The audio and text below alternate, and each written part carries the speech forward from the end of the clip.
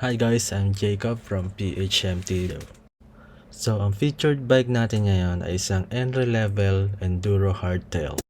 Disclaimer lang, magbe-base ako sa western countries kung saan nag-originate or well-developed yung sports. So, ayan, good vibes lang tayo. Tara, i-bike check natin to. Frame size is large, free ride and enduro discipline. Ang tire is either 27.5 or 27.5 plus. So, pwede siyang mullet setup, which is yun yung ginawa ko. The frame is Dartmoor Hornet 2023 black. So, hardtail lang muna kasi wala pa akong budget for full suits and napakahirap maghanap ng size ko, which is dapat extra large ako dito sa Dartmoor. So, ayun. As you can see, the colorway is black and seafoam tail na may konting halong mga grayish part. So, I built the bike from the scratch, as in zero knowledge din ako about sa pagbibuild or anything regarding sa bike. Ang alam ko lang is magbike. Yan. So, inaral ko siya for around 2 months. So, aral, basa, nood, at tanong-tanong kung sino mang may pwede mapagtanungan. Though, ang konti ng kilala ko na may alam sa enduro. Ang ginamit ko palang fork dito is RockShox Yari 170mm. So, ayan siya. Very limited lang yung mga adjustment na pwede mong gawin sa kanya.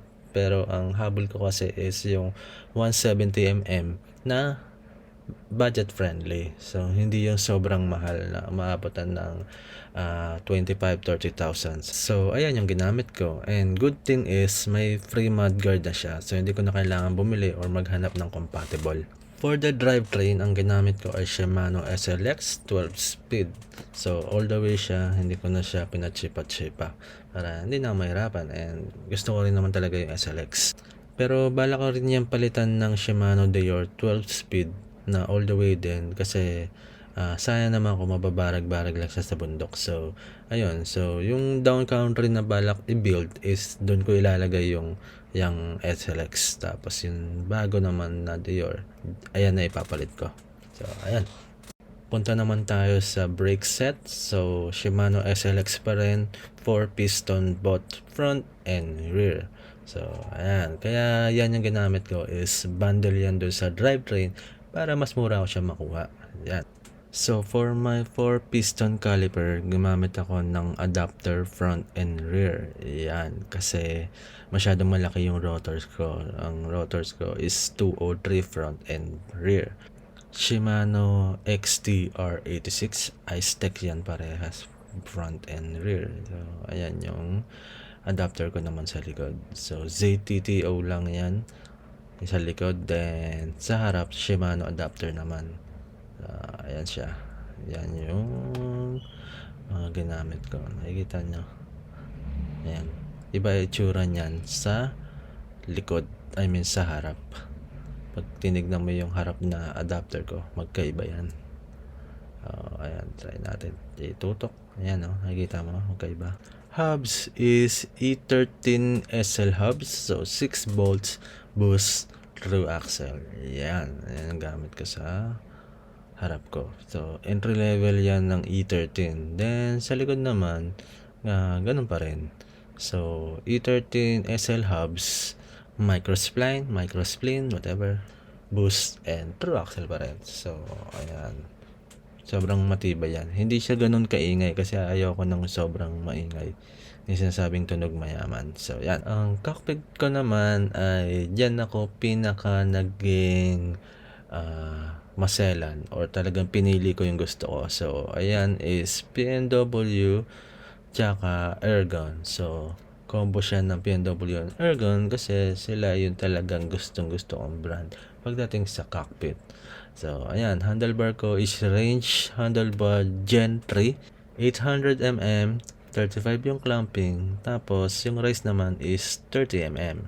Ayan. Then, may grips is yan, favorite ko yung grips na yan, loam grips, PNW loam grips. Specifically, pinili ko yung mga kulay na yan.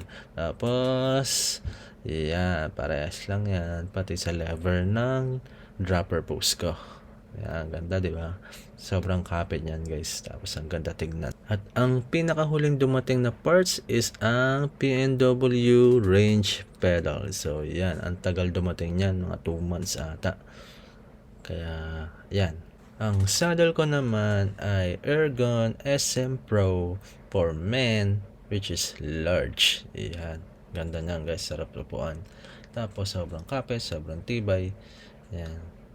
May ano na nga yan, may tama na yan kasi ginamit ko na to sa patiis. First ever ride ko, guys, patiis ako.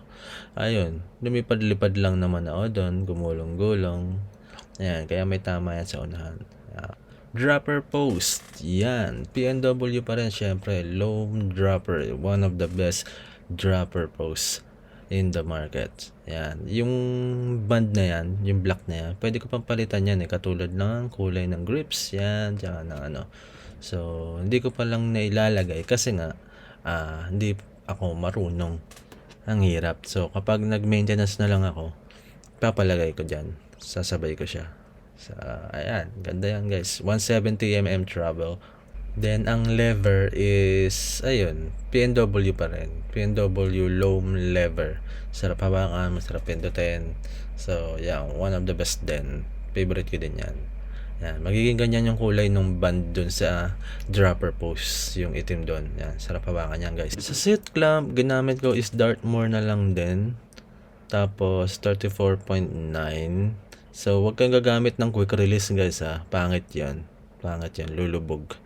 So, ayan. Sa may headset naman is Dartmoor headset Blink IS42.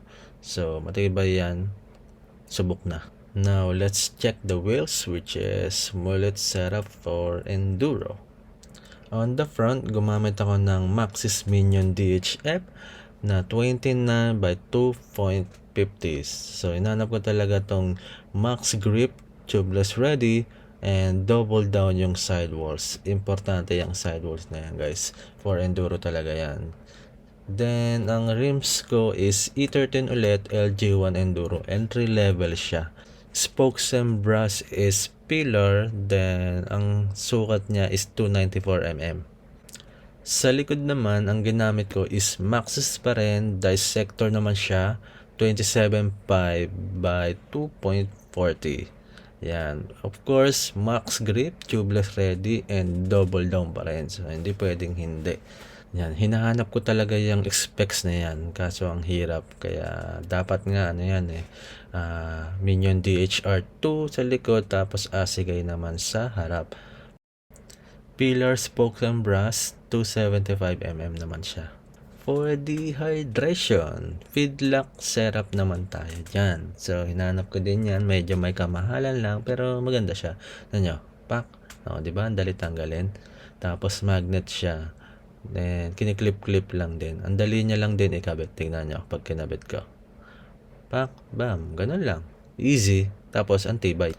Mga protection ko naman sa chainstay, sa crank arm, tapos sa bottom tube is mga Shopee lang yan. Yan. Puro Shopee lang yan, guys. Hindi ko na alam mga tawag dyan. Mura lang naman yan, super. Tapos, ang ginamit ko naman na chainstay guide is ZTTO na pang bottom bracket mount. So, ayan. MTB ISCG05. At ayun na nga ang ating full build entry-level enduro hardtail. So, kung may tanong kayo, just comment down below. At kung meron kayo ibang gusto pang malaman, sabihin nyo lang, try ko siya gawan ng video on my next upload. Okay? See ya!